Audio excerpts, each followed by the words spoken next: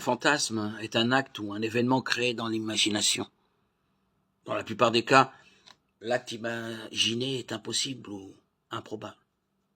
Un fantasme sexuel crée un acte ou un événement sexuel dans l'imagination. Selon la nature du fantasme et des acteurs imaginaires qui y participent. Un fantasme sexuel peut être un péché.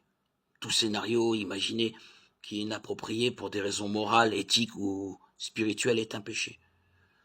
L'imagination est un don de Dieu. Et la fantaisie fait partie de la psyché humaine.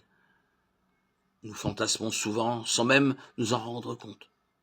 Les fantasmes peuvent aller de l'idée que nous avons grillé tous les feux verts sur le chemin du travail et que nous sommes arrivés en avance, à l'idée d'accomplir des actes ignobles et physiquement impossibles.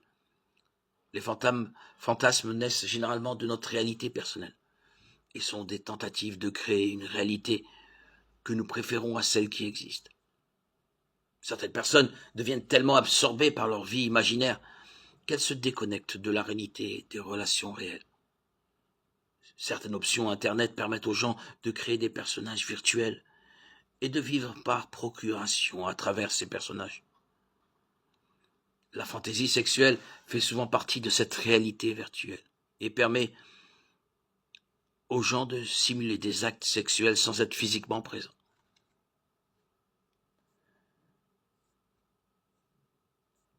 Nous ne pouvons pas toujours contrôler les pensées.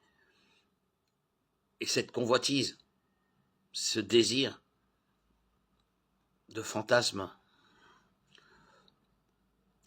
nous éloigne de Dieu.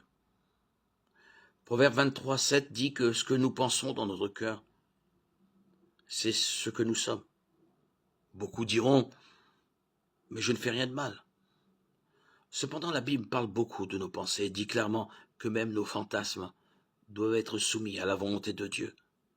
Jésus a dit, mais ce qui sort de la bouche d'un homme vient du cœur et c'est ce qui le souille. Car c'est du cœur que viennent les mauvaises pensées comme le meurtre, l'adultère, l'immoralité sexuelle, le vol, les faux témoignages, les calomnies. Matthieu 15, 19.